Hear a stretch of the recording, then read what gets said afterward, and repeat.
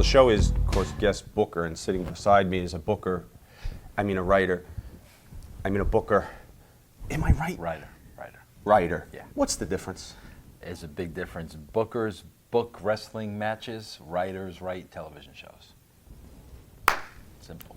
So it's a more entertainment-minded, maybe more visual, should I say? Maybe if it's not entertainment-minded, visual? Episodic. Okay. More week-to-week, episodic, cliffhanger, bring the viewer to the following week, and not have the emphasis on what's the best match, but more of an emphasis on what's the best show. Gotcha. And maybe performers are better on television than they are in the ring. Oh, absolutely. I mean, there are some performers that are better in the ring, but by far there are some performers who are better on the mic and better telling stories. When you were a kid watching wrestling, when were you aware that somebody was responsible for pulling the strings and making you feel the way you were feeling, angry or excited? Gosh, I really think, the first time I saw it, and, I've told the story so many times, and I remember flipping through the channels, and it was, UHF at the time, and seeing Captain Lou and the Valiants. And I just remember stopping, being mesmerized, and just being so entertained. And like knowing at that age, these guys aren't for real. I mean, there's nobody in the world that could have these type of personalities. And I mean, especially Lou Albano. I mean, come on. I can't say enough about that guy, but like I said, I was probably 10 or 11, and I instantly and immediately got it. Mm-hmm. And then, once those guys hooked me, I mean, then to see, rest his soul, Chief Jay Strongbow. I mean, getting his butt kicked 25 minutes in a match, and then out of nowhere, here comes the war dance. I mean, it's like I sit here now, 40 years later, and it's like, I'm sorry, but it doesn't get any better than that. And then, it was, I mean, I say it all the time. I mean, the big cat, Ernie Ladd, Mr. Television Announcer. I've been a movie buff my whole life. I mean, love movies, seen a million movies.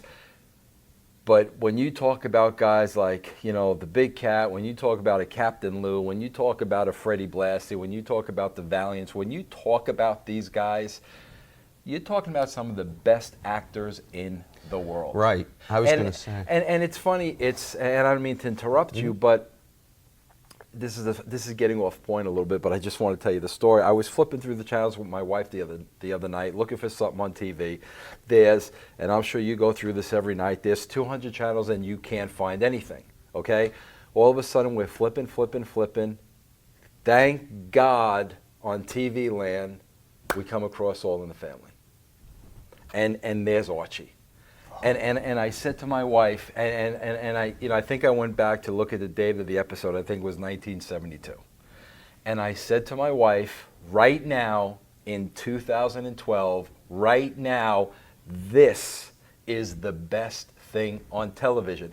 And the reason why it was the best thing on television, and if you go back to that era, everything was character driven. Yeah. It was the character. The best shows in the history of television was because of the characters. That's what it's always been about. That's what it always will be about. And something really lacking in the wrestling business today. But that's where a writer comes in and not necessarily a booker. And today, let me ask you, is it because we have a lack of compelling characters on wrestling television, perhaps, a little bit the responsibility of the writer, but maybe the performer. You mentioned All in the Family, Carol O'Connor. I often say to people when we're talking about television, there are a handful of characters that are so iconic, you cannot imagine it ever having worked with any other actor, ever. Mm-hmm. And I think that's one of them, Louis De Palma, Taxi, another one. Is it possible that the performers in wrestling today don't bring enough originality, ingenuity, whatever, creativeness to the table to help complement the writers. The writers always get the blame, but is it half the performer's fault? I'll tell you exactly what it is.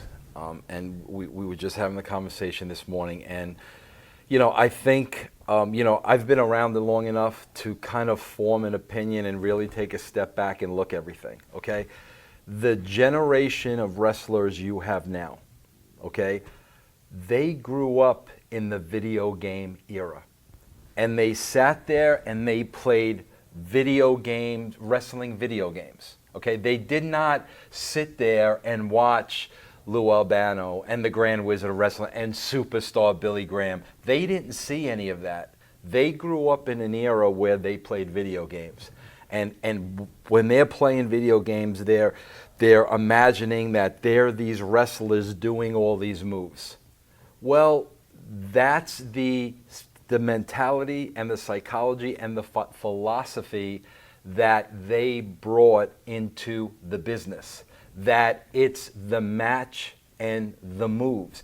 And I can't tell you how many times when especially at TNA, because I work with a lot of younger guys, they spend so much time going over the match and memorizing the match move by move. And you'll appreciate this, that when they're in the ring, okay, all they're thinking about is that what's the next move. They're taking their character and throwing it right out the window. They're not even thinking, how would my character react right now in this match if this...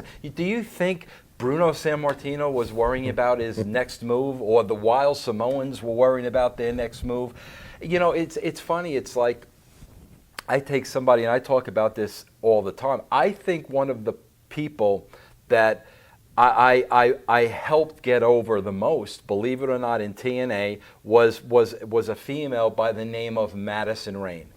And the reason being is when Madison went out there and worked, she stayed in character the entire match. And by staying in character, the emotional bond was built between her and the audience, and people started to hate her. But it's if you're in there and you're going move for move for move, and the emphasis is on the match, you're taking that emotional connection away from the fan. And if you're not a wrestling fan of what happens between those ropes, you lost me. Right. Let me take you back to childhood again and some of these characters we're talking about. What's a compelling angle that had you hooked? Now, the characters were the first thing that attracted you. But can you think of an angle that got you emotionally invested, where you wanted to hop the guardrail and take a swing? I can think of angles. I mean, the first one that comes to mind, and I'm not sure how old are you, Sean? You I'm 40. Okay, so you're 10 years younger than me. You might not even remember this. But I remember, Chief Jay Strongbow had a tag team partner at the time, Spiros Arion. Yep. You remember that? And I remember it like it was yesterday. I remember the match where Arion turned on Chief. And I remember he had Chief in the corner, and he took Chief's headdress and pulled out the feathers and shoved them down Chief's throat. And I remember sitting there, again, and this is the beauty of it, knowing it was 1,000,000% fake. I remember sitting there, oh my God, Then even as I got older, I remember the instances. I remember when Jake the Snake Roberts first came on the scene. And if you remember, when Jake first came on the scene, Steamboat was really hot and a fan favorite, and everybody loved him. I think it was like the first time we saw Jake, he destroyed Ricky Steamboat. And I mean, it was things like that it was like, oh my God. And who could ever forget, Jake putting the snake on Savage, and that snake biting into Savage. But, these were the moments. And it's funny. It's like, without even realizing it, we're sitting here, we're talking about characters. Arion took Chief's headset. Jake took his snake.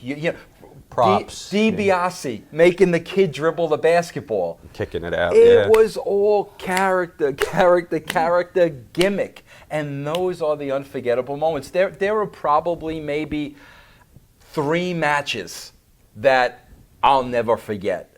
But the moments in wrestling, Andre pulling the chain off of Hulk, those moments in wrestling, those are what made it. Why were you so emotionally invested in what had happened to Chief Jay Strongbow? And nobody, and it's not a knock, nobody today will be as emotionally invested in anything that happens Monday night as you were with the Chief. Why? Well, I think a big reason of that is, let's face it, it's little of that has to do with the wrestling business. A lot of that has to do with society. Because let's face it, when we were kids, when I was a kid, when you were a kid, we were watching Superstars, okay?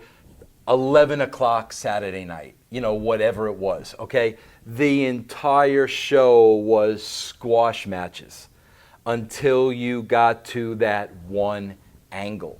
And that one, you're sitting through the job of matches. You know who's going to win. Superstar is going to have his finishing move, and you know everything that's going to happen. Then you get to the one match where there's the angle. So now all the emphasis is put on that one match. Okay, and think about it.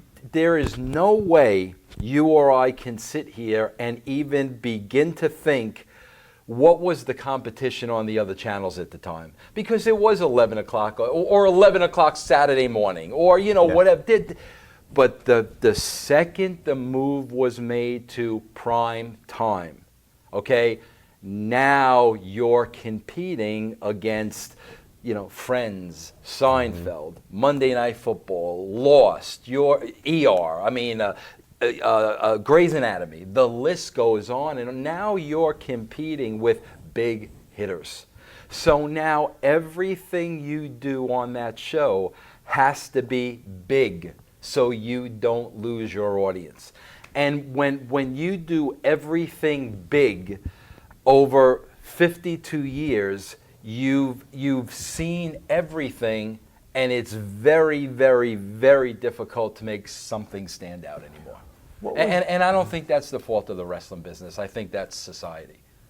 We're talking about the wrestling fan as a kid. When did that kid in you get to book their first angle professionally?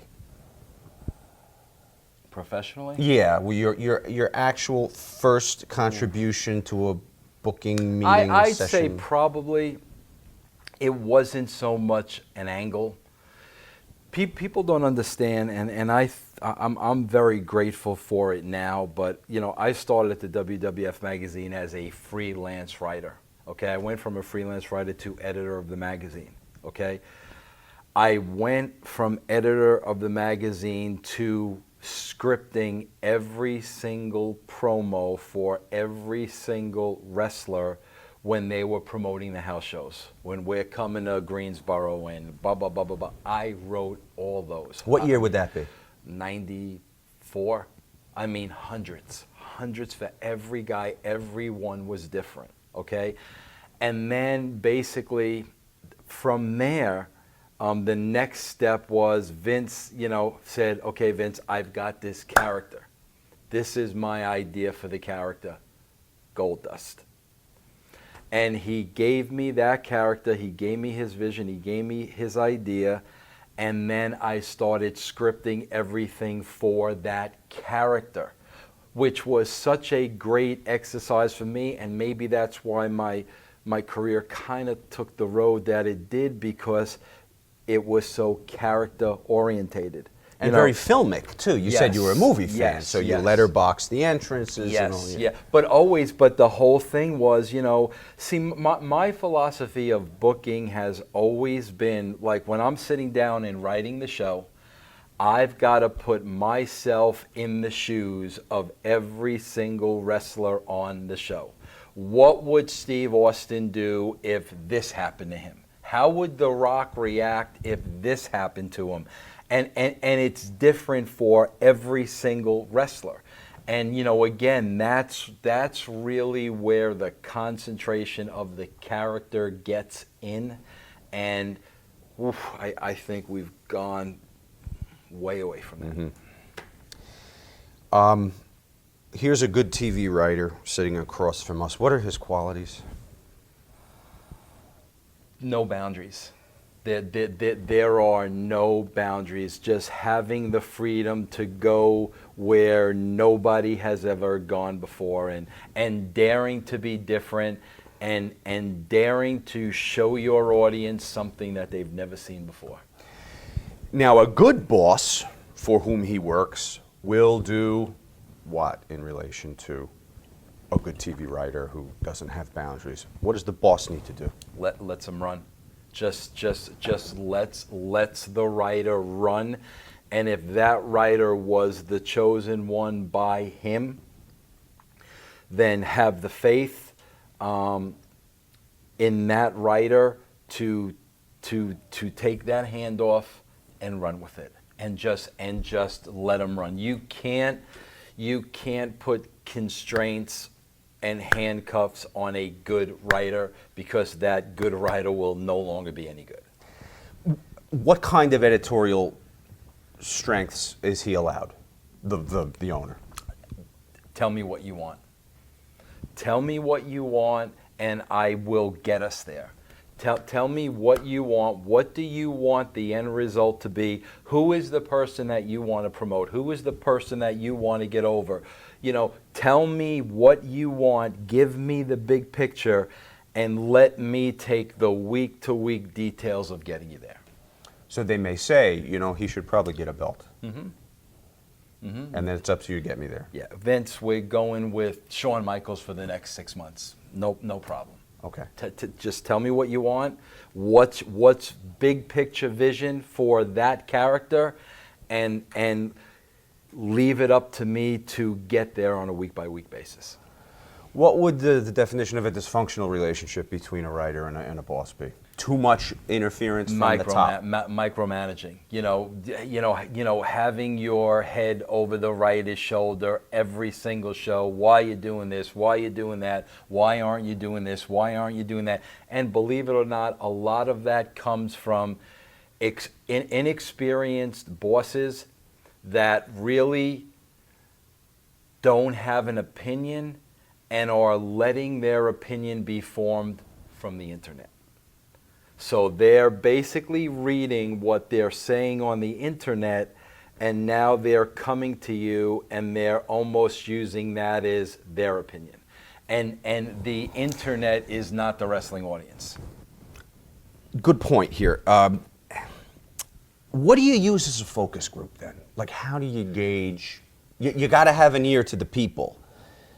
Where do you find it? Man, I tell you, one of the things that I loved doing, and I really wasn't able to do it at WCW, was able to do without a doubt at the WWE,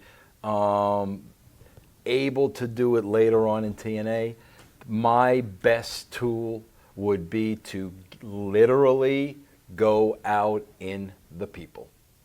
To the audience. Absolutely. And I did that every single week, you know, WWE through the Attitude Era, when I knew it was a segment or a match or an in-ring that was vital to the show and vital to the direction of the company, I would go out in the crowd and listen. And there is nothing more valuable than that. Has there been a wrestler who's been over under your direction and writing that you think would have been over whether you were working their angle or not? So talented that if we were 20 years ago and they had to say whatever came to their mind when the camera went on and talk people into the building, that they could do it? Absolutely, yeah. Yes, I mean, numerous ones. I mean, just, you know, ones that come to mind immediately, and I don't want to leave anybody out, but I'd say the three that come to mind immediately would, well, see, there's more than three already, well, but just the first three I think of are Austin, Rock, and Shawn Michaels. You know, but then as I sit here, I mean, yeah, Mick Foley, yeah, Bret Hart could do that. I mean, there... Was Bret Hart a good talker? I thought so, yeah. I thought so because he wasn't polished. You know, he wasn't polished, which made it kind of real. And I enjoyed Brett talking. I mean, Taker. I mean, you know, come on. Yeah, these guys didn't need. I'm not the one going out there cutting the promo. I mean, you know, just. So why do we write for those guys today? Because they have to have material. And especially when you're writing a show 52 weeks out of the year, somebody's got to give you that material. And that really is the job of the writer. Mm-hmm. So it's fair to say, those of us that aren't in a locker room, Ric Flair, Hogan, people who are great talkers and were great talkers in that other era, their words are still being written for them. No, not at all. There is, you know, it's so funny. And I'm not going to mention names, but I literally spoke to a TNA talent this week who I literally wrote every single word for. And now since I've departed, you know, basically, you know, the talent told me like that the writers are now giving them 3 bullet points and telling them to go cut a promo for 12 minutes and they're absolutely lost, okay? When you work with so many different talents and you work with them so closely, you know who needs what. And the one thing I found, you know, over the years is the ring technicians and the best wrestlers and the best workers were always the ones that needed pretty much every single word scripted for them. And the reason being is they were so good in the ring that that's where their focus was, in the match. But to their credit, they had the confidence and respect of the writer to know, okay, I'm going to concentrate on my match here because I'm a wrestler and that's what I do. You tell me what to say. And then basically now they had the best of both worlds because they had a professional writer writing for them and they were the ones putting together their match in the ring. So they really had the best of both worlds.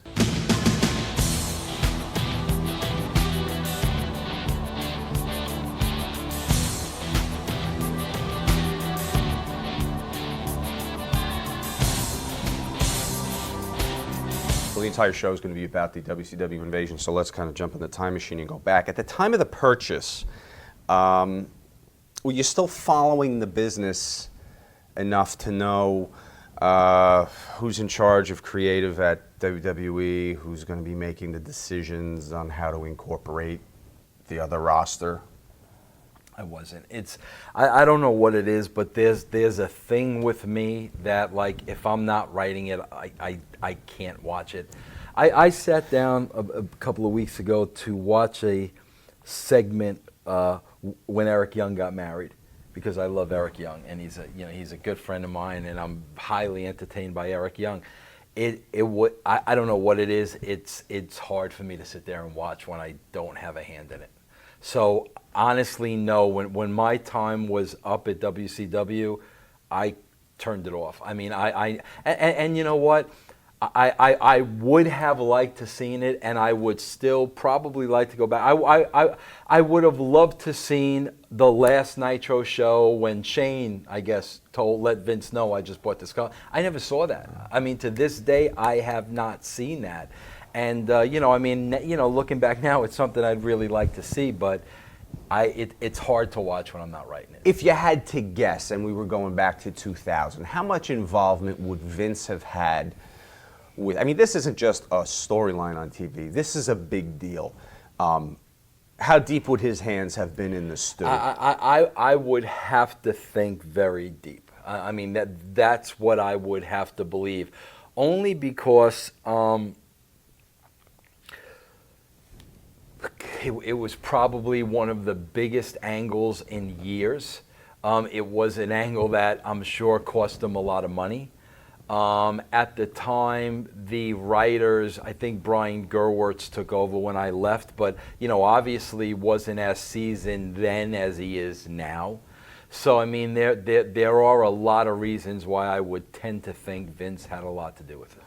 Let's talk about the angle and what we saw. Do you think the Shane versus Dad thing was a smart way to go with it? It's not the way I would have went, but I think it's a way that certainly could have worked. And the reason why I say that is because, you know, Shane was every bit of the performer that his father was. Shane was a great in-ring performer. So no matter what story was written, you had two really great performers. So on the surface, that definitely could have and should have worked. Why didn't Vince, and this is speculation, we'll put the disclaimer up, why didn't he use the big name talent, which he then had available to him, WCW, like Flair, Sting, Scott Steiner, Goldberg, Kevin Nash? Why was there a very big emphasis on, from an Invasion standpoint, on the kind of the B level? I would have to say, and again, not being close to it, not knowing anything about it, okay, we all know in the last days of WCW, it was known as the ATM machine. And all these guys were making a lot of money and probably a lot more than they deserved, okay?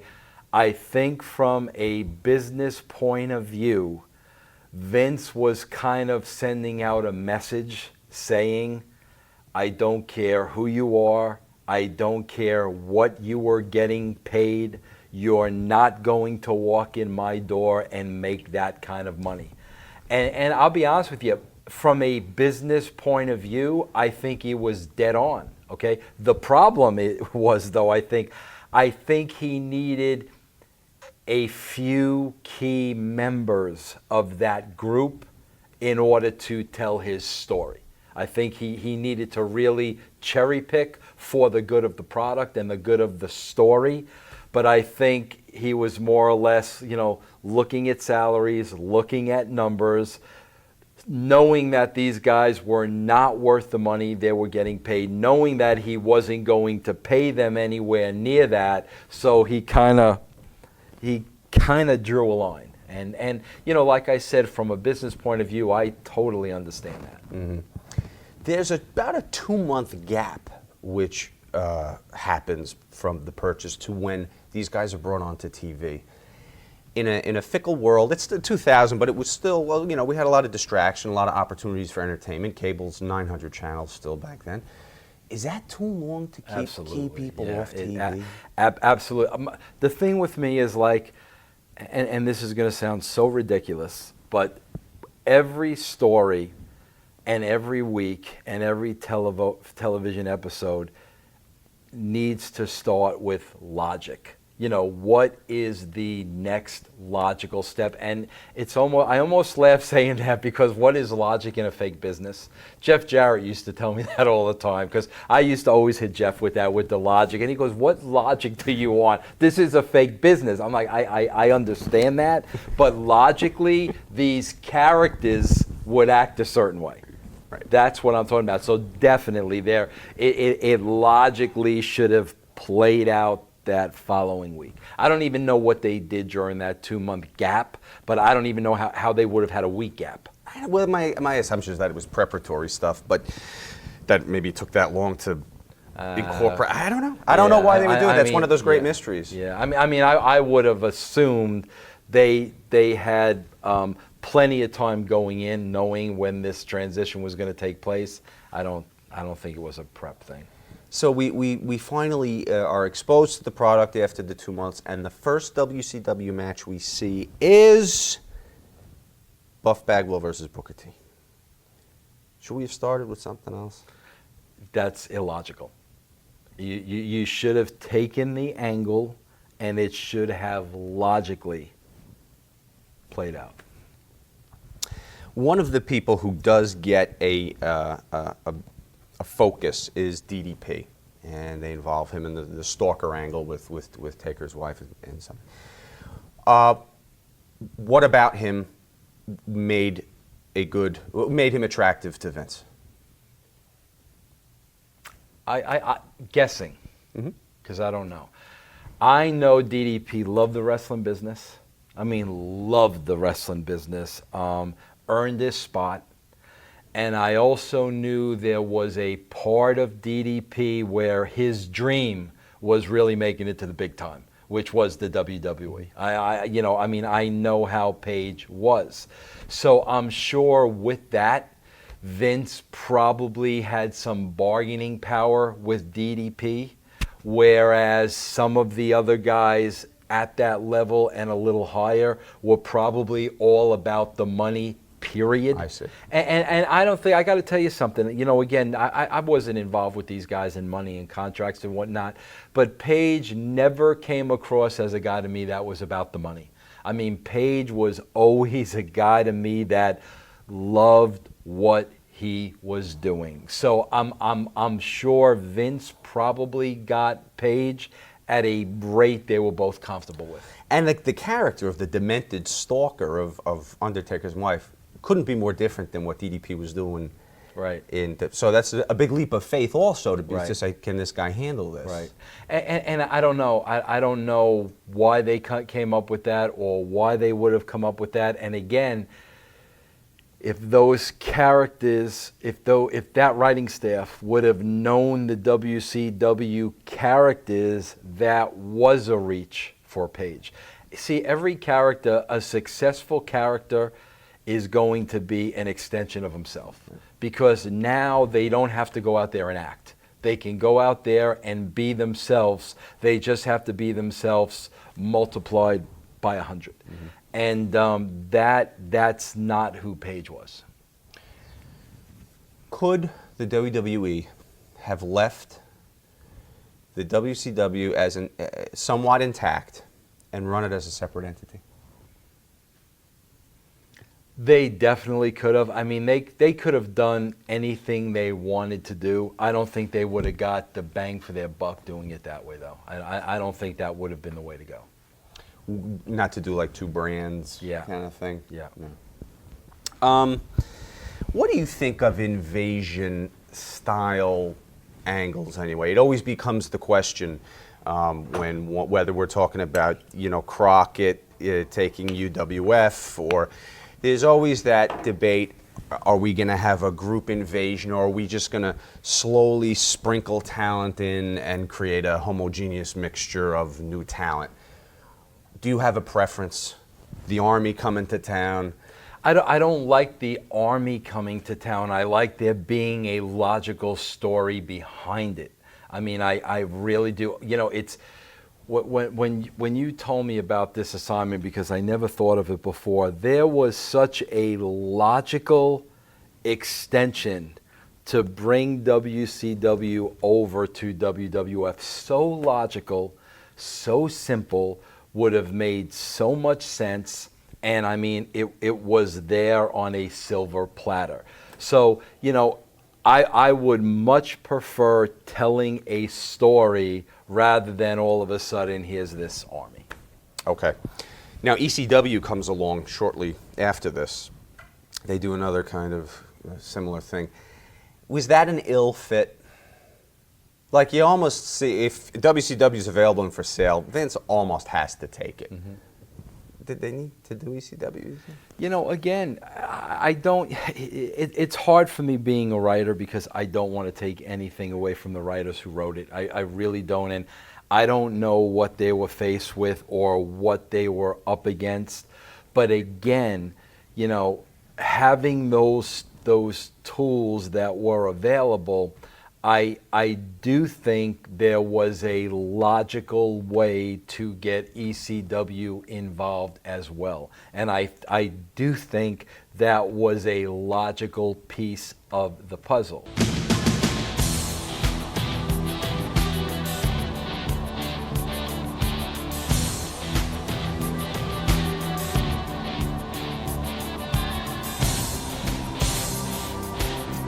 All right, here we are in Titan Tower, and here's our new property that's just been dumped on our desk in the form of contracts and rosters, and it's called WCW. What are you going to try and convince McMahon to do with this new property and its contents? I'm going to try to make the story seamless, make the story logical, make the story compelling, and at the end of the day, have it all make sense. Okay. When we look at these contracts and this roster, is there anybody that you would almost demand that they continue the contractual obligation with, because there's somebody that you know is going to be in the forefront for the next reasonable amount of time?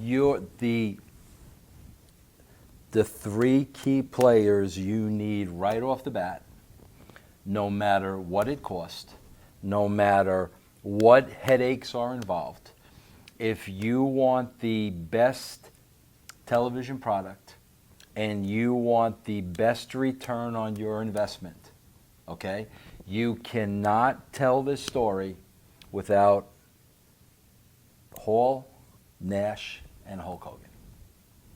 Those three, whatever the cost is, whatever the headache is, you can't tell this story and get any benefit whatsoever without these three guys. I would go as far as to say, if you don't have these three guys, don't do the story.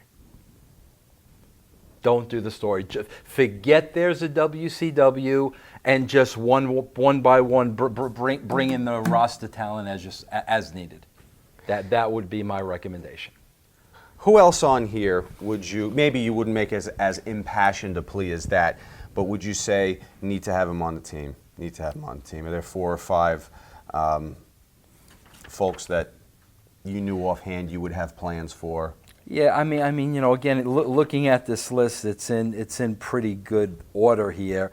But I would have to say, just looking at this, and again, see, here's how I book. Take my personal opinion out of it.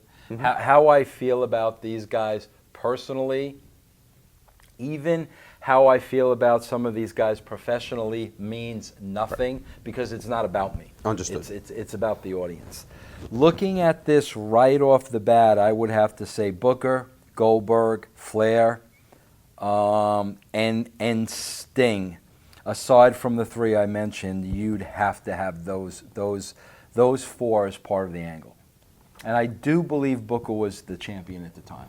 Do you believe in a true Invasion style? Are we going to be doing something where it's not kayfabe that they bought the other company, that there's a purchase and these guys are coming in now? Or how would you handle that? Well, see, that's the thing. It's like you don't know if there is a purchase and these guys are coming in. All you know is there was a purchase. Okay, you don't know what these guys' contracts said. You don't know if when there was a purchase, if all the contracts to the WCW talent became null and void. The person at home has no idea what this means. All we know is WCW is out of business, and Shane McMahon, in some way, shape, or form, bought this company, and that's a mistake right there. I mean, that could have worked, but that's not the angle that I would have done. Gotcha. How do we handle champions? This always when we do invasion. It's not stuff? important. Really? In this story, which should have been based on, people want real. They still want real. What should have been based on real and reality. The titles have absolutely nothing to do with this story. Nothing. The titles make the story fake. Gotcha. So the WCW list of champions are going to show up on TV. They're not going to be wearing WCW gold. No. We're not going to talk about these WCW gold. No. It's a logical progression with the story. It's not a wrestling angle. Okay, now it turned into a wrestling angle, and that's why it failed, and that's why it was horrible, and that's why it sucked.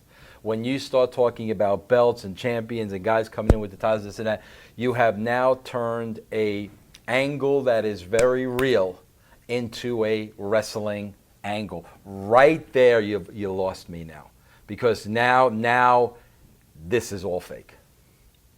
Okay, so first week of TV, what are we going to look to accomplish? You're looking to accomplish a seamless bridge from the moment. If it were me, okay, I would have just had WCW close down. We're going out of business. We're shutting the doors. End of story. The end of an era. Maybe, there was so much, the book, which you love Hawkins so much, who killed WCW, okay, which I'm on the cover of. No, let's really explain on that last show, why is WCW going out for bid? Let's tell the story. Let's say, AOL came in, certain individuals, there was a meeting, they decided that the network wanted to go in a different direction, wrestling was of the 80s, blah, blah, blah. Let's really tell in that last show, this is an end of an era. WCW has been on TBS for 20 years, whatever the case may be, new management coming in.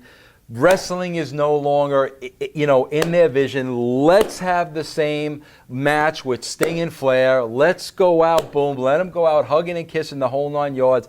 Vince and WWE are not even involved in the story. Shoot with the story. We're going out of business. This is our last show. Thank you very much for the last 20 years. So it's almost like a documentary piece, that last show, a news item as opposed to a wrestling show. Absolutely. Interesting. Why shouldn't it be? Why shouldn't it be? Why shouldn't it? Where was it going? It was over. It was done. There are no angles. It's not going to. It's over. And it was history. I mean, what Turner did with WCW, at TBS. I mean, that was history. It was a big part of the history in the wrestling business. It was the end of an era. It did mean something. Let's go off on a high note. Flair and Sting, yes, that was the right thing to do. Yes, but let's be honest. This is our last show. You're not going to be seeing this anymore. End of story. Pay tribute to the history and then sign off. Pay tribute to the history. Let's see some clips. Let's see the first match on. How great would that have been? Yeah, that's interesting. And then the whole, 10 years of, Vince Russo killed WCW. Eric Bischoff killed WCW. Hulk Hogan, no. It was a business. This was a decision. This is why there is no longer a WCW. End of story. Move on. So that program ends, and we changed the channel. A couple of nights later, on comes our first WWE program. Now, there's not going to be any kind of thoroughfare between the two, right? But what is going to come on the screen first for us on WWE TV the night following that tribute show? What's the bridge, right? Yeah. Or how do we at least introduce the fact that we're in a new era on the other channel? We're not in a new era. Same show, same WWF Raw, WWE Raw, whatever it was. Nothing has changed. Okay, WCW went out of business. They're done. We had our tribute show, Monday Night Raw, whatever the angles were, business as usual. Vince, no mention of WCW whatsoever. Nothing. WWE is going on business as usual. Okay, so let's start with something then. Let's get one of these WCW guys in here. Who's a guy that maybe we would see on TV first? Anybody watching this right now, anybody sitting at home, okay, could have booked this angle the correct way, and it would have been absolutely successful. Okay, now, your first step is we need to begin with logic. Okay. That's where we need to begin. WCW is closed. We're assuming the guys, that their contracts were satisfied. If Ric Flair had a 5-year contract, WCW paid him for the 5 years. They're clear and free to work wherever they want. You would have to assume that, since we just told the truth of we don't want to be in the wrestling business anymore. We don't care where these guys go, okay? So with that being said, you tell me what is the very, very first logical step on that first show? That there are people showing up who want a job? How did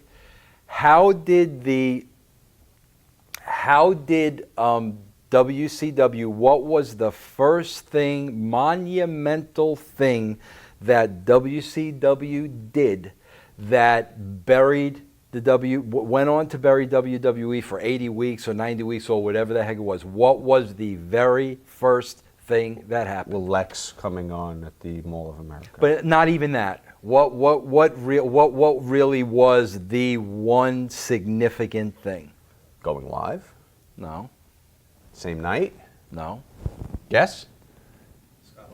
Scott Oh, Hall. Scott Hall. Okay. Scott Hall showing up was the turning point in the next. Okay, what's the logic? Someone comes out of the crowd on Raw? Scott Hall, with his tail between his legs, goes to that ring, okay, humbly, I'm sorry, I made a mistake, I don't know what I was thinking, I should have known better, yada, yada, yada, yada. Week 1, Scott Hall wants his job back. Now, why this would have worked beautifully is because Vince McMahon is an absolute egomaniac. God bless him, okay? And now is Vince's opportunity to now have Scott Hall right where he wants him, okay? And let me tell you something. I was there when Scott and Kevin made the jump. And it was a pretty big freaking deal. And it was like taking out your wee-wee and peeing on Vince, okay? And that's how Vince took it. Now Vince has Scott Hall right where he wants him. You want to talk about compelling television. You want to talk about Vince McMahon cutting a promo of a lifetime that would have been so off the charts real, okay? You're talking about Scott Hall standing there, eating it, not saying a word, because now he's at Vince's feet. You know, there is nothing he could do. There is nothing he could say. Vince would cut that promo, burying him, burying WCW, the kind of individual you are. Okay, keeping Scott Hall in character. Okay, Vince, you done? Okay? Because I'm not. And I'll be back here next week. And I'm not coming alone. Okay, what was the second thing we saw happen at WCW? Some friends. Who showed up the next week? Was it Kevin? Kevin Nash. There you go. Now Vince has the opportunity to shoot on Kevin. Same kind of thing. They come out, go into the ring, hold up the show. Same thing. Now Vince has the opportunity to shoot. But now bro, you got to understand, again, keep it logically, okay? You can't, if this were real and Scott Hall comes through the people, okay? No, you've got to have talent come out, security, the whole 9 yards, and Vince, I got this. And it's what Vince would do. I got this, back off. Okay? Let the talent surround the ring. Let the talent go to the ramp. Keep everybody out there. Because if Scott Hall or Kevin try to do something, they're dead. Mm-hmm. So, that's not going to happen. And that's why Kevin and Scott don't do anything. But now that second week, here the two of them come. Same scene. Here comes Vince down that ramp up with that smile. I've got this. The promo Vince would have cut on Kevin would have been, phenomenal. Okay?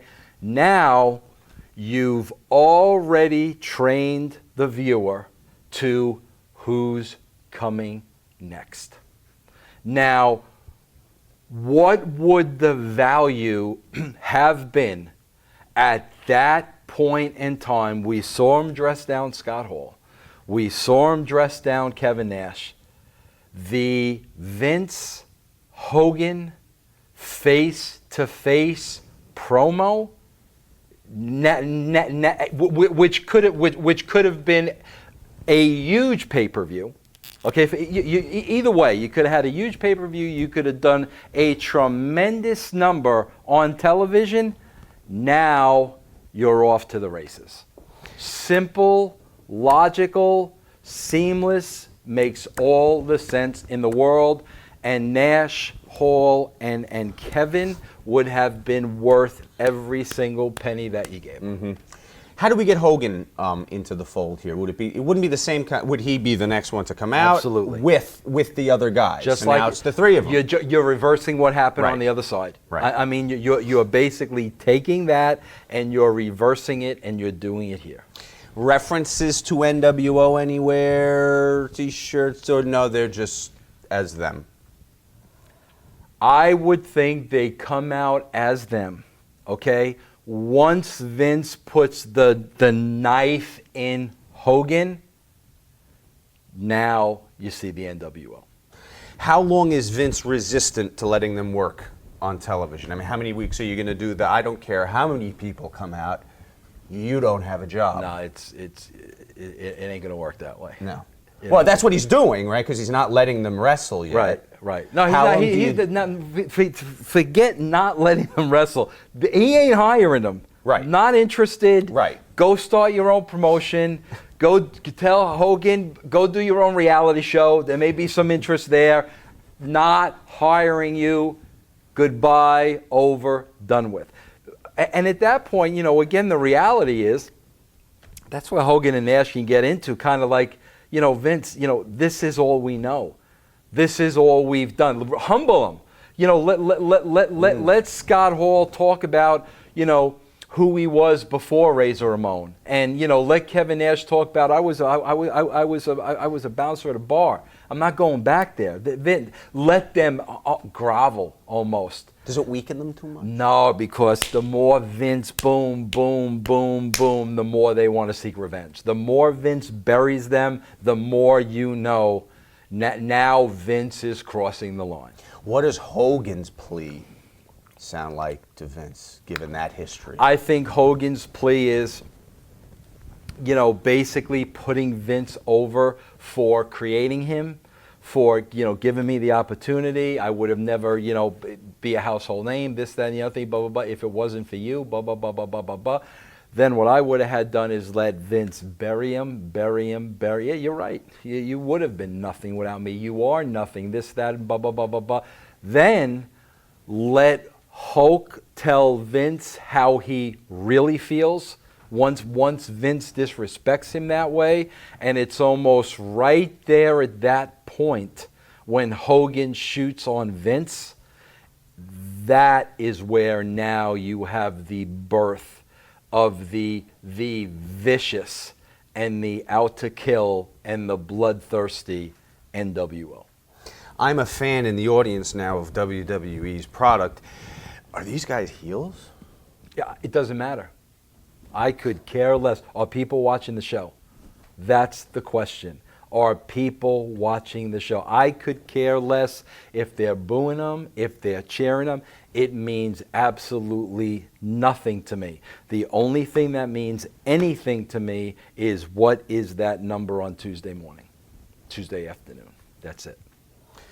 Are the other talent, the other champions there, beginning to address Scott and Kevin and Hogan at all, saying, Vince, let him come in. Oh, you can take it. No. That's a wrestling angle. Right. That's a wrestling angle. They're done. Vince is not hiring them. Thank you for your contributions to the company. Good luck in your future endeavors. That's it. Okay, how do we get past this impasse where we're having some action? How you get past this impasse is now they're gone. I think at that point, you don't want to go too long because you don't want to lose the audience, but you would probably have a 2-week period We're done. They're not on TV. Business as usual. Go on with the show. Rock's the champ. Austin's the champ. Whatever the heck is going on, okay? Then now is where you have the situation where there really is no getting around turning it into a wrestling angle at this point, okay? But, again, all of a sudden now, 2 weeks, they're not on the show. Maybe the end of that second week, okay? And I don't even know who is on the WWE roster. It's like Kurt Angle, I'm sure was. Yeah, Kurt, Rock, okay? Austin. Okay, one of the big ones, okay? End of the show, beaten, bloodied, laid out in the back. Okay? We don't see who does it or just... At this point, the audience wants it to be the three of them. The audience is hoping it's the three of them. And you could milk that literally and go after the top dogs. I mean, if it was Austin, Rock, and Kurt at the time, it's the top dogs. Go after them. And now, week by week by week by week, now the fans want it to be the NWO. And now when it turns out that it is these guys, you have not disappointed anybody. Are you still just that core nucleus of Hulk? That's all you need. Okay. That's it. That's all you need. So give me a reveal. How can we shoot that we know who it is? We catch them in the act one week? No, I think probably first week, and again, I'm just... Well, this is how you did it, though, right? You kind of brainstormed absolutely. and... I would say first week, depending on the pecking order and who was third guy from the top, second guy, and the top guy. I would, say Kurt was probably had the least time in at that time. Kurt's laid out the first week. Okay. I didn't see anything. I felt something in the back of my head. I don't know who it was, the yada, yada, yada. Meanwhile, keep in mind, now you've got a whole week of programming because now Kurt's accusing everybody in the locker room. So now you got that whole story going on, okay? Next week, who do you know who was the top two WWE Who guys had the at title at the time? Do I have a WWF title? I have the WCW champions. I don't have the WWE champions. It doesn't matter. But it would have been Austin, Rock, or Angle, probably, right? It probably was Rock. Okay. So I would say now the second week, Austin. Same thing. I don't know who it was, but I'm going to get the SOB. Same thing, blah, blah, blah, blah, blah. Now when you get to the third week and it's your champion, right? I would have just had kind of like Rock on his back selling, what the hell, blah, blah, blah. Maybe he's bleeding, whatever, blah, blah, blah. Roll over. Spray painted on his back, NWO. Now, you tell me what the rating's going to be that next week. Big pop. Huge. And you've done it the right way. You've done it logically. Now you know these guys aren't going to go away. Now Vince is second guessing the promo he cut on the three of them that really set them off. Now I'm tuning in to see what happens. Okay. Parallel to this, which is no doubt the feature angle on TV and what people are tuning in to see, are there Chris Canyons, Rick Steiners, Shane Douglases popping up indiscriminately, more quietly on TV, working matches on Raw? The more Vince doesn't acknowledge the talent, the more Vince doesn't want to hire any former or ex-WCW wrestlers, the better the story is going to come in the weeks to come. So I would conduct my WWE product as business as usual. And literally the only WCW people we're seeing for 1, 2, 3, 4, 5 weeks in is that core group that you talked about. Mm-hmm. Okay. As we get closer to upcoming pay-per-views, where we want to start to drive those numbers a little bit like we're driving our weekly numbers, how do we do that for a pay-per-view as opposed to the weekly TV? We now know it's the NWO here after 5 weeks. what are we going to start to do to maybe tease the upcoming SummerSlam or wherever? Well, actually, it would have been April, right? April, maybe as we're working towards some pay-per-views. So how can we now bridge this to try and drive some buy rates? How I would probably bridge this to, and again, you got to understand, I'm thinking off the cuff here, okay? They've gone through all this. Rock rolls over, NWO, okay? Following week, Vince is going out there in the middle of the ring. Vince is cutting a promo on all three of those individuals. And Vince is basically saying, I will have you arrested. I will sue you for everything you own. If you interfere with my company, blah, blah, blah, blah, blah, blah, blah. Vince, by himself, Vince cuts this shoot promo on them, okay? At that point, I don't know exactly how I would do it because I would love to keep it as real as possible. But I also think, as I'm sitting here, of those cool black and white grainy videos that they first shot, the NWO promos, that were freaking phenomenal. Maybe while, again, let's suspend disbelief here for a minute, and maybe while that Vince is cutting that promo, maybe all of a sudden on the Titantron there's static and there's this and there's that and there's the other thing, and here comes the black and white promo. And at that point, I would probably say, if I was them and SummerSlam was right around the corner, they're not begging for a job anymore, are they? In this promo, I would say, not only are we not asking for a job, okay? We have no interest in working for you whatsoever. But let us make one thing perfectly clear: we're not going away. We're going to make your life a living hell, okay?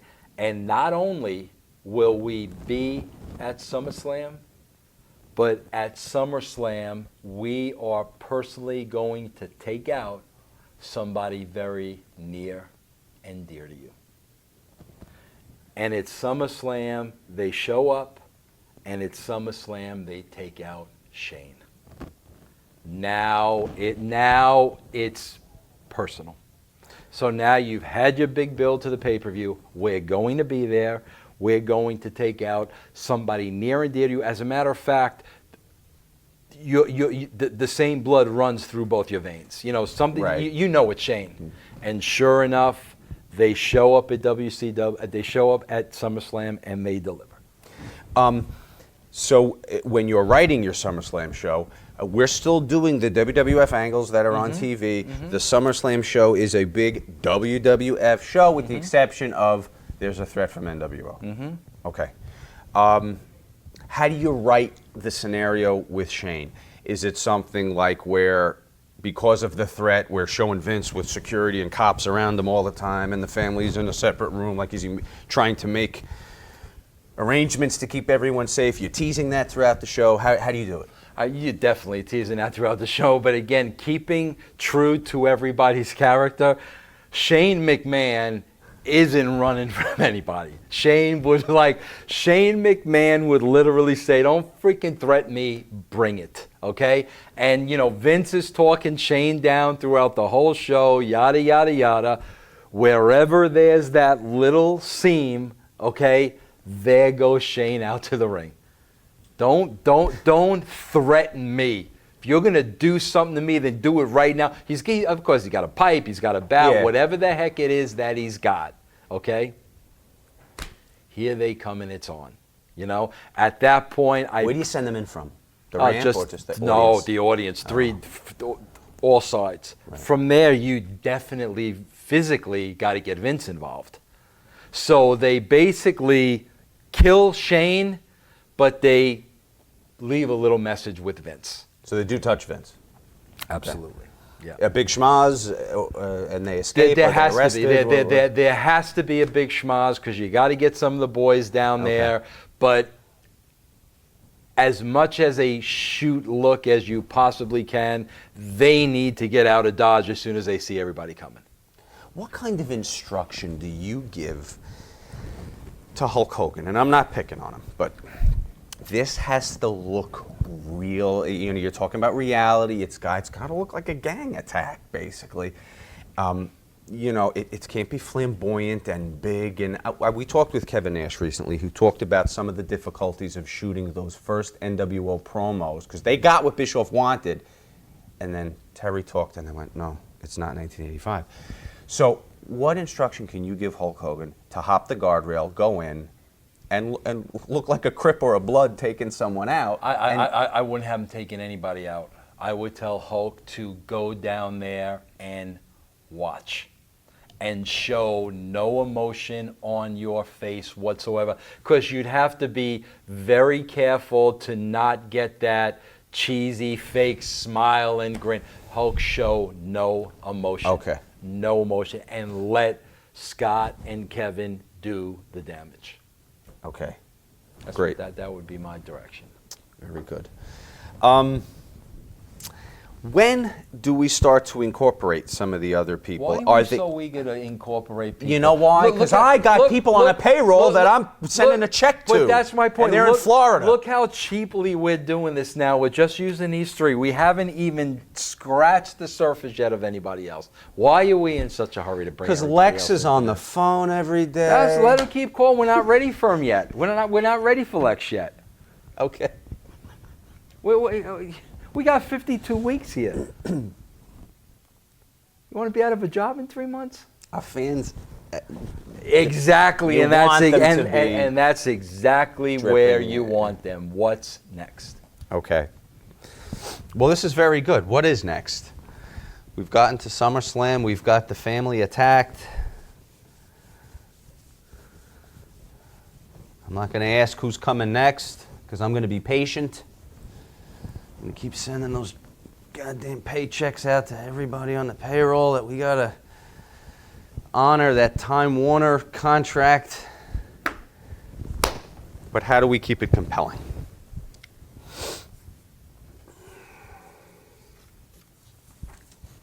Oh, you know what I didn't ask you about? Okay, we've got some on-air talent that might be helpful to us in some capacity. We got Arn Anderson, Larry Zbyszko. The names are going to come up on your screen there. Are these guys we're going to offer jobs to, or do we really not need them? I don't understand. Why are you so eager to give money away and pay everybody? Explain that to me. We don't need anybody here. Turn this over. We don't need anybody else right now. Your rating is up to an 8.0. You've got everybody and their mother watching the show, sitting at the edge of the seat, and you want to bring in Arn Anderson. No. I'm in Toys R Us. I got all these It doesn't matter. things on the shelf. You know what? And I'm gonna say what probably is gonna go on my tombstone the day I die. You know what's gonna say on my tombstone the day I die? We have 52 weeks. That's what it's going to say on my tombstone. We have 52 weeks here. I'm writing it down so I don't forget as we do this. Now you've got your next week. Okay? Now, what would Vince do? I can see it in my head. He's in his black sweatpants and his cut-off shirt, and he's ready to go. And you're teasing for the entire 2 hours. He's calling them out. Okay? He started this, and he's going to end it. You know, all three is at the same time. The whole thing. Vince now, personally, is going to take care of this. Doesn't want any help from any of the talent in the back. Tells Austin, Angle, Rock, you come near that ring, I'll fire you guys on the spot. I'm taking care of this. This is my company. Screw those SOBs. I'm taking care of this. You're milking that through the entire show. Okay, then, of course, the limo shows up, and now the shoes come out, and they're walking, and now we got the showdown at the OK Corral. Okay? So now, last segment, Vince calls him out. He's ready to fight. He's ready to fight. He's ready to fight. Who comes out? They don't come out? No, hey, we got Arn Anderson and Larry Zbyszko. Here Mike Tenay. Here comes Arn Anderson and Larry Zbyszko and Chris Kanyon. Hey! Vince calling him out, calling him out, calling him out, calling him out. Through the people, who do we see? And Vince stops like a deer in the headlights, the last person he expected to see. Bischoff. Bingo. Eric Bischoff in the crowd. He's got that look on his face that only Eric could give you, that smug, I hate your freaking guts, Eric. We're off the air. Okay. The following week, now you've built for the first time in history the Eric Bischoff, Vince McMahon showdown. I mean, are you kidding me? I can tell you right now that presented this way would have been the highest rated episode in the history of Monday Night Raw. Hands down, without a shadow of doubt.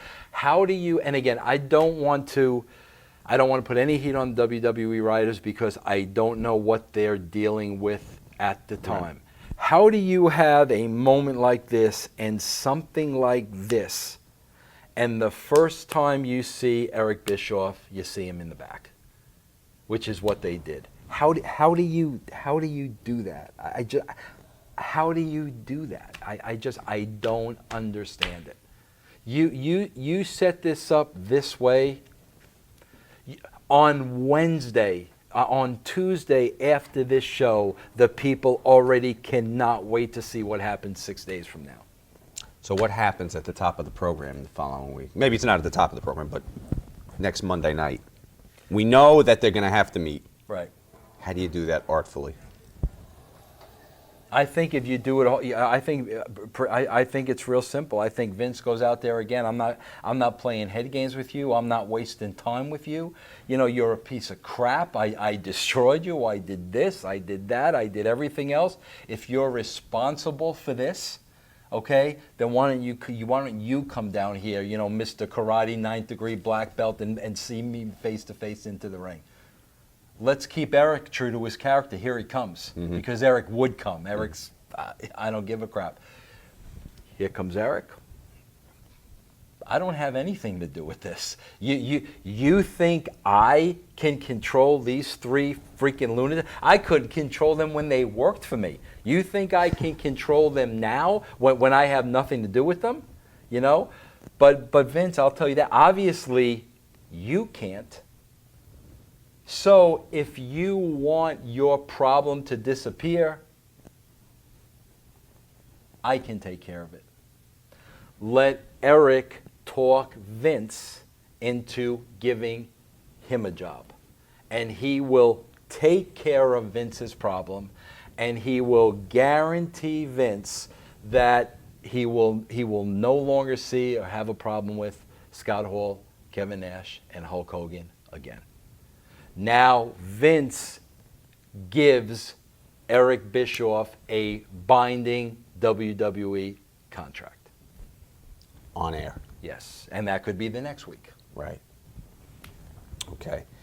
Is Eric being true to his word, or is he kind of just used NWO to get himself a job? What do you think? I think he probably planted the bugs and then rang the bell and said, listen, I can get rid of those bugs. Right. Now, but no, we don't know that at home. No, I know. I'm saying that's probably where it's going. Now, okay, Eric, you got your contract. You have 60 days to exterminate this problem, or this contract's null and void, whatever the case may be, okay?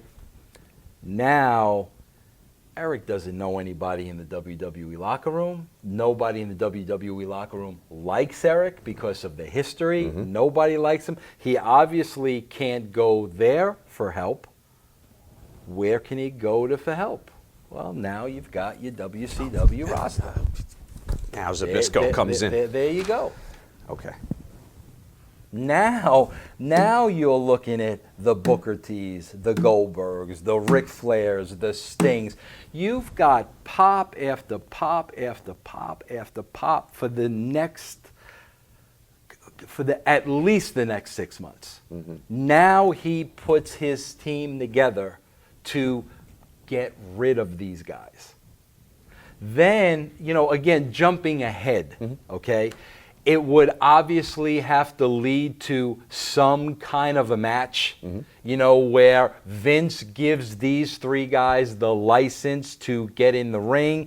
It's got to kind of lead to something like mm-hmm. that. They lose, they're gone. They win, they're given contracts. However that gets flushed out, I would have to really think about that. But it's during that match. And there would, WWE talent would have to be involved in that. Mm-hmm. Okay, right. However that's crafted, but that would be the point where there is the Bischoff turn. We could talk about that. Let me bring you back, and I want to know how Judy Bagwell gets involved in that big main event too. She will. But let me go back. Maybe she'll come out with on. Now that we are getting some of these guys involved and kind of on Bischoff's team. Are we seeing it in vignettes where he's trying to assemble the team, or are these guys working in the ring now? It's got to be. This stuff has to be in front of the people. Okay. So Bischoff is calling them out. And so Bischoff gets an in-ring segment every week where he's like, I'm going to put together the team that's going to solve your problem, Vincent. Okay. Yeah. Who are the guys that you'd want to bring in? Who would best suit being around Eric right now? Man, it's talkers. What are you looking for? Talkers it's or those guys? It's the Flair, it's the Goldberg, it's Booker, because he was Booker would probably be my first guy. Okay. Booker would, and again, keep it as real and as shooty as possible. Okay. Not. Hall, Nash, and Hogan weren't the most popular guys in the WCW locker room, okay? Let Booker come out and talk about that. Eric knows that. He already knows that. He already knows how many years Booker was held down because of guys like this. Now's your opportunity. You left the WCW champion, but what does that really mean, Booker? That means nothing. As a man, did you get any satisfaction? Did you get any vindication? Or did those guys walk away getting the last laugh on you? So, I would definitely start with Booker at the time because he was the champion. And then, again, I would probably from Booker go to, man, this is really tough. I would probably go from Booker to Flair, mm-hmm. only because Flair had been in the WWE already. So everybody would be happy to see Flair, but he had already been there, mm-hmm. okay? I would probably, and again, this is, the next two steps are huge with Goldberg and Sting, okay?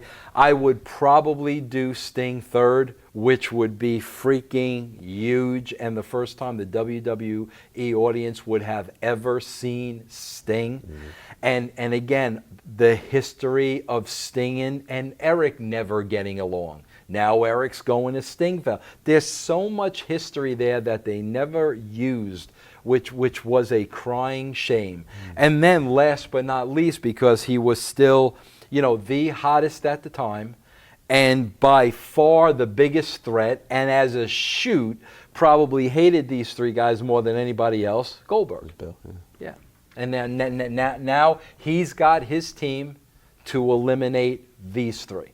Are we hearing from the NWO as a counterpoint to this on TV every week? I don't think or are we so. only now seeing? I don't think you need to see them at all while you're bringing in the other pieces of the story. And the longer we don't see them, and we don't need them at this point because all this other stuff is huge, the longer we don't see them, the bigger it is the next time we see them. Mm-hmm. How do we still keep them as a threat then in people's minds? Do you keep showing the clip of Shane bloodied maybe? How do you keep them? Well, how do we know the monster's still in the closet? You might still have them taking out people week after week. You still might have them doing their stuff. Okay. I probably would just to keep them alive, but I would keep them totally separate from what Eric's putting together. Okay. So I would have them doing other things. Like I said, to keep them alive, to show the violence, and in the meanwhile, he's putting together his dream team. Mm-hmm. So we're poised to have a big six-man? 3 singles? A debate? At this point, you've got to assume, I'm the Swerve King. You are? And I'll go to my grave being the Swerve King, other than the boring BS that's out there now. You've got to assume everybody under the WCW moniker is in on this. Okay? Masterminded by Eric Bischoff himself. Because, again, let's keep this as a shoot. Okay?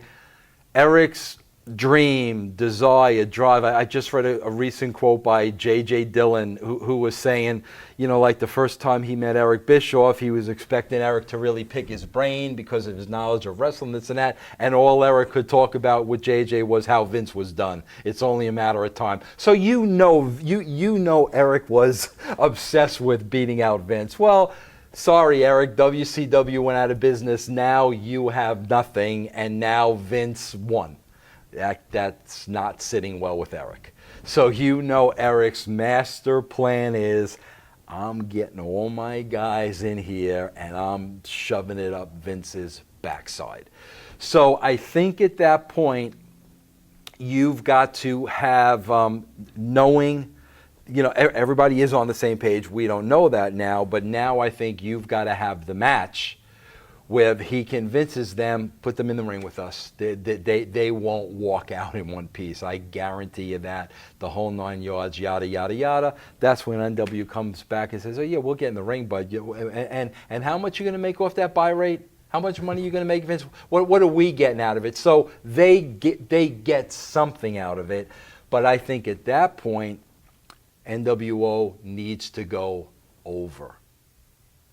Okay, so now they're more threatening than they ever were before. Now in the match, maybe they won some kind of stroke or something, okay?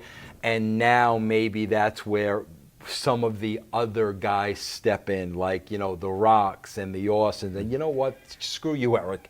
You can't get rid of this problem, blah, blah, blah. We'll get rid of it, blah, blah, blah, blah, blah.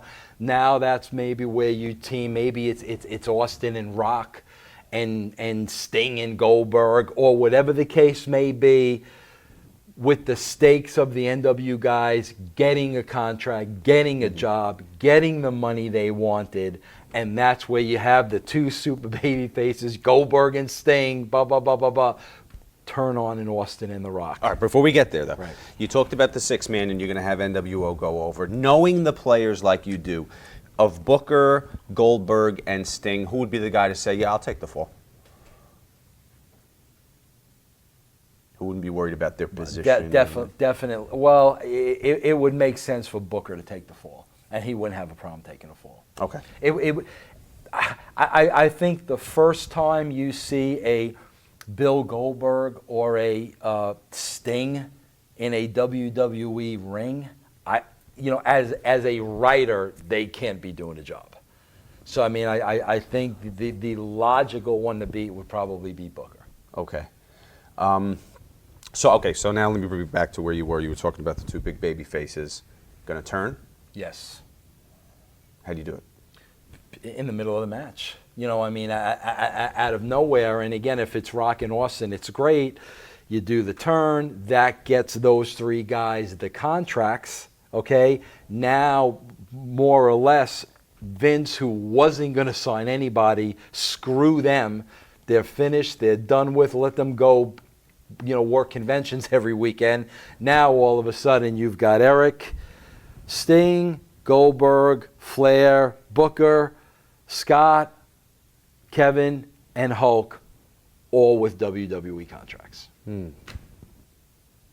nice. Now think about this right off the bat. Okay, go ahead. Now, like I said, and again, I'm just shooting from the hip here, but if it were, an 8-man and it was Sting and Goldberg and Rock and Austin, okay, and Goldberg screwed Austin and Sting screwed Rock, Oh my God. Goldberg and Austin, Sting and Rock. It goes on and on and on and on. Here's a good question. How do you, now this is, again, another huge, compelling thing to watch, and it seems that we've built properly. The ratings are probably through the roof now. Aren't you ever scared you're not going to be able to top it next week? Never. When Goldberg and Austin runs out of gas, where do you go?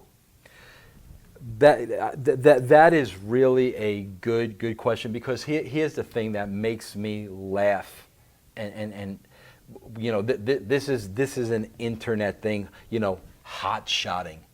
No, there's no such thing as hot shotting, because when I wrote the television, my thing always was, I don't care what we do this week, next week is going to be even better.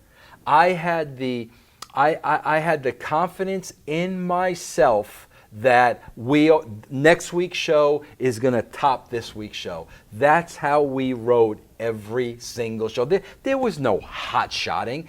And a lot of times what they would call hot shotting, a lot of times we would do something like that would open up the next 12 weeks of programming. That's why you do it. There's no other reason to do it. But you always have the confidence next week is going to be better. But is there a fear that you had that maybe you're going to give away too much on TV for free this week? No. Never. Do they do that now? Are the cards too stacked now on television?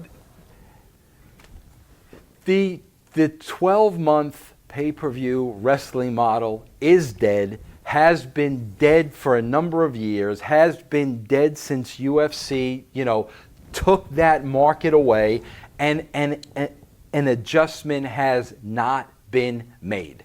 The adjustment needs to be made. The pay-per-view model needs to change. And to continue doing business the way it is now, you're not going to draw any pay-per-view buys. Mm-hmm. You're just not. And that entire model needs to be fixed. It probably needs to go back to when the WWE had the Big Four. That's probably the best you'll be able to do pay-per-view wise, in my opinion. Well, let's go back. It was still working here in 2000. I want to see an angle go from creation, a smaller angle, not this. This is the compelling last 20 minutes, 30 minutes of the show every week. I want you to take two workers that you think would be well matched, and I don't necessarily mean in the ring. We talked about the workers versus that you think these guys aren't being utilized well, or I could do something with these guys. Let me see that spark and how we could take that through a few weeks. What are you talking about, the WCW It's middle roster? Middle of the card. Give me a guy from WCW who's going to come over at some point, and maybe somebody in WWF who you thought maybe should have had a little more prominent of a spot. Maybe it's the, I don't know, third or fourth match each week. It's not a big high-profile one like the NWO, but two guys that you think you could give compelling television with every week. Well, I'll tell you what I would do. Go ahead.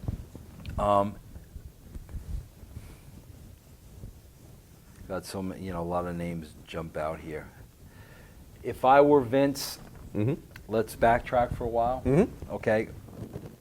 The one guy I would probably give a job to from the get-go, and I would probably hire from this WCW roster, is Lex Luger. And I would say, you started this. You started this. Who do you think you are showing up on their show? I personally would give Lex Luger a job. Then I would go to this roster, and I would, the name that jumps out at me, which, is probably at that time, probably somebody like a Chris Jericho. you know, who was a wise guy, who was always like the thorn in Vince's side the whole 9 years, the whole 9 yards, and let Vince basically say, you know what, you know, you think you're all that, and you've always thought highly of yourself, this and that, and I always looked at you as a mid-carder, blah, blah, blah. You know, show me something. Okay, I'm going to give you the opportunity to embarrass and humiliate Lex Luger, yada, yada, yada, and put somebody like that, you know, against the Lex Luger. Let me ask you about Lex Luger, since you brought him up.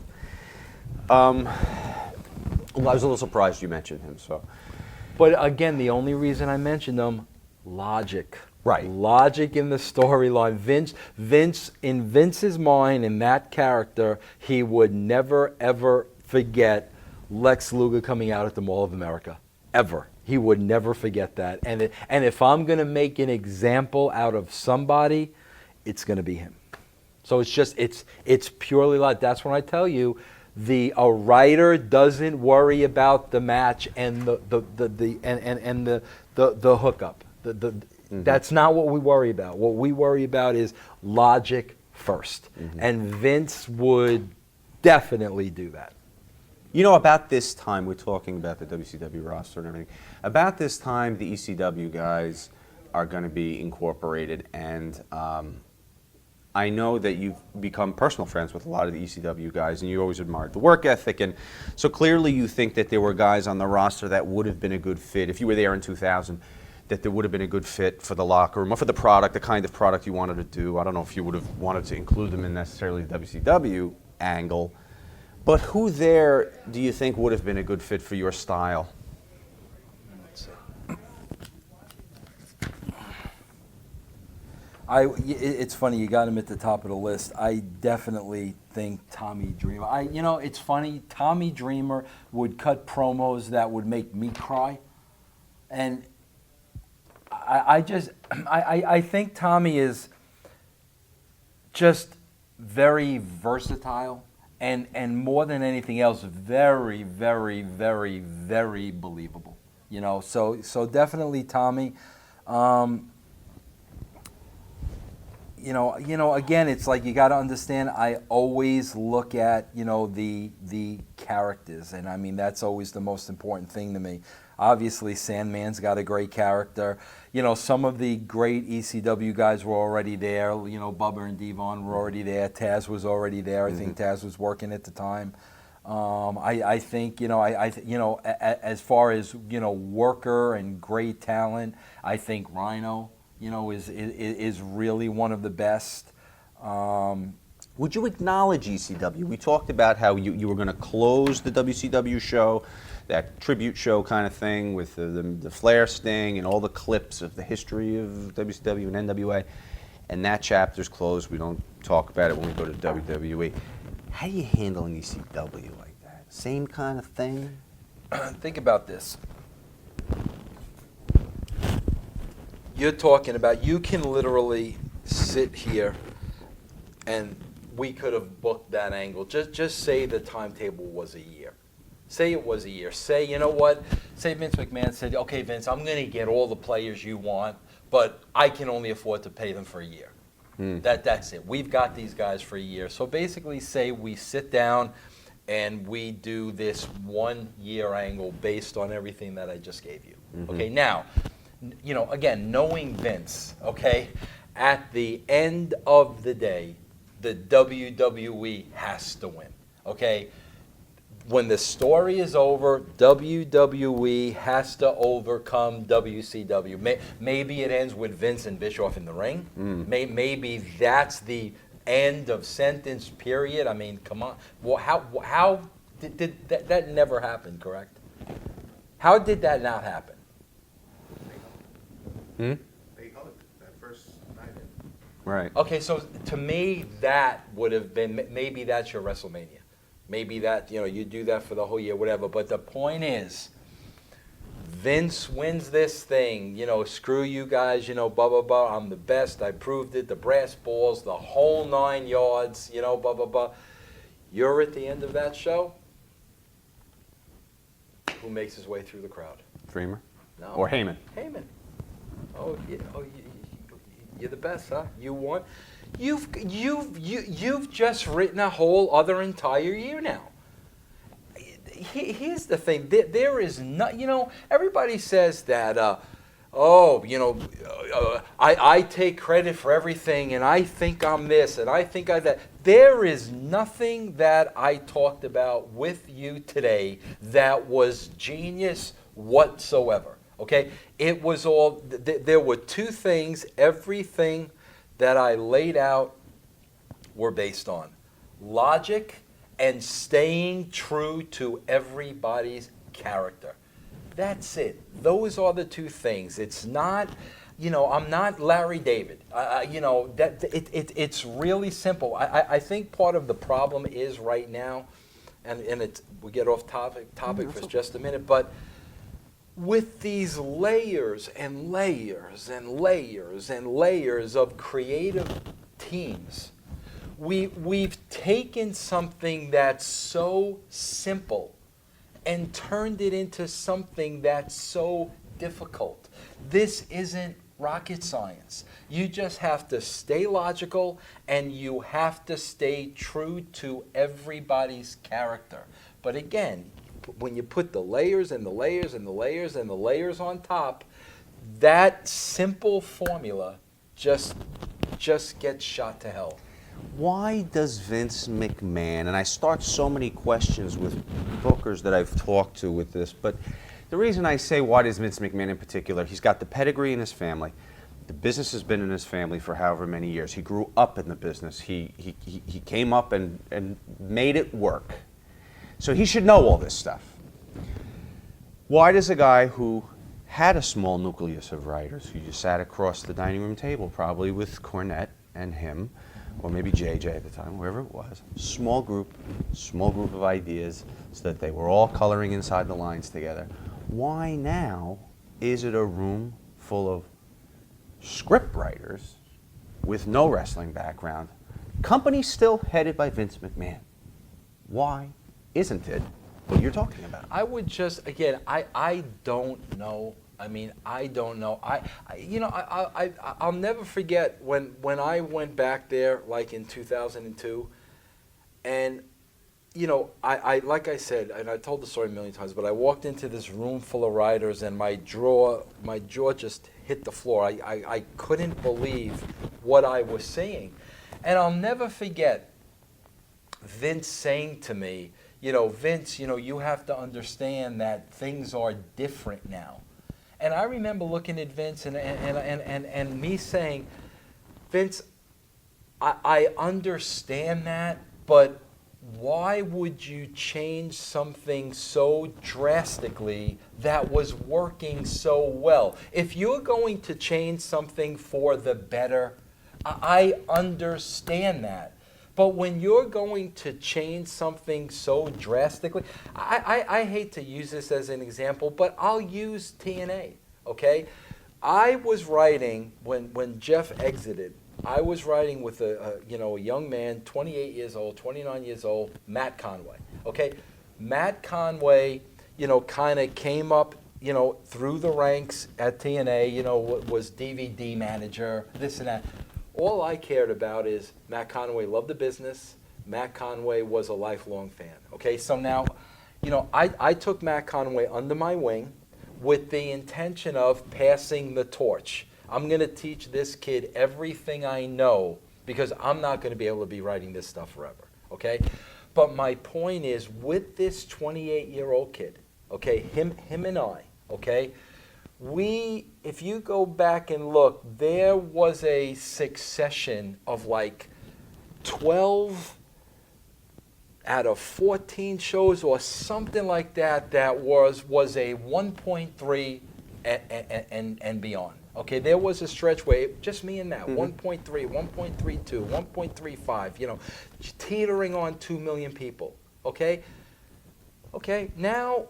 So we're doing 1.3, which probably is with the marketing and the advertising and the money they're putting into it, is probably just about the max that TNA can do at this point. Okay? So now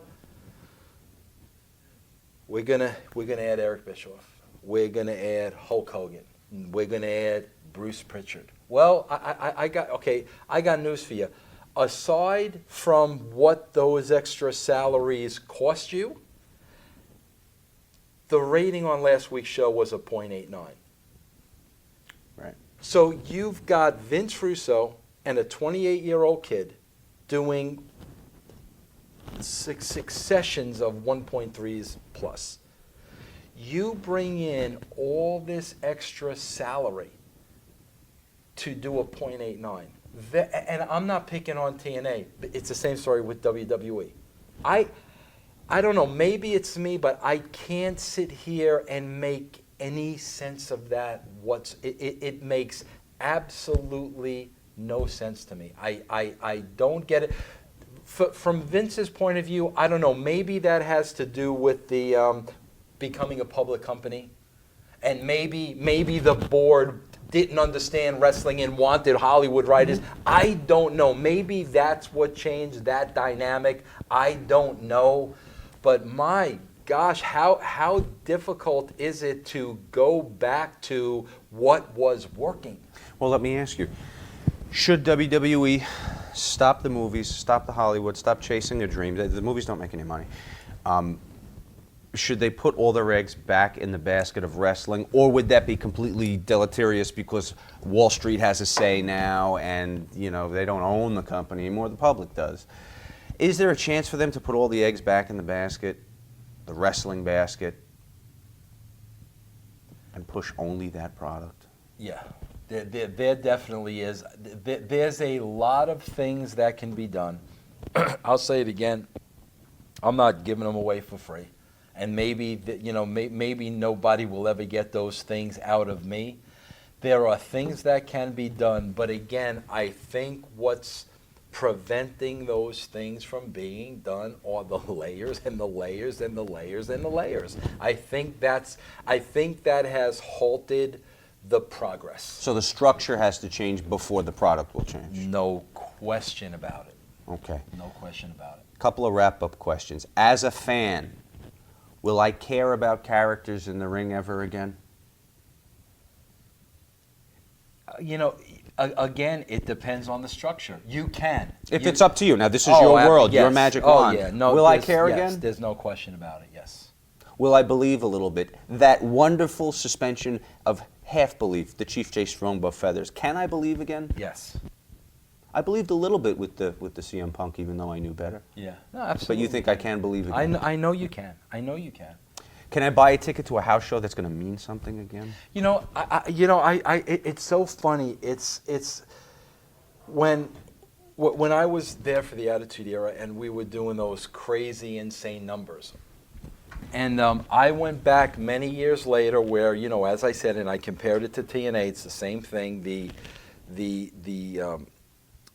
The employees had, quadrupled.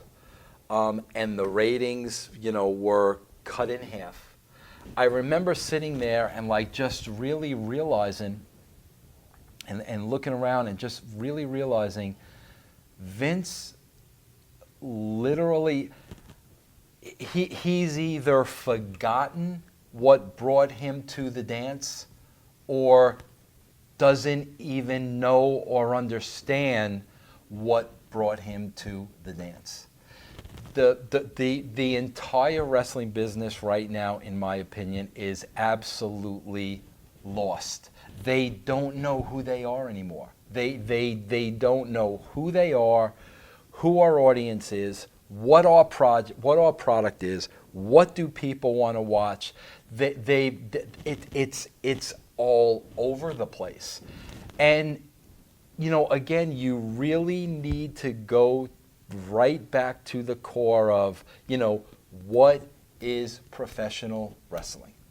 And that's when, if you go back and you look at the Bruno Sammartinos and you look at the Chief J. Strongbows and you go back before them and you look at Curious Georges and you look at, Buddy Rogers and you look at guys like this, that will tell you, who you are. Because right now, every week, it's something different. And what they need to do simply is go back to the core of what the business is. But again, when you've got layers and opinions, you can't get there. You're stepping all over each other. You can't get there. And that's what the problem is. But you leave us with a shred of hope, which is nice. Absolutely. It's Absolutely. good to have hope. Thank you very much. Thank you. I appreciate it. Thank you. And thank Did we get Arn Anderson and Larry Zbyszko on the show? It took a little long, but they're going to be there. Okay. About 5 weeks. Great. Thanks for watching.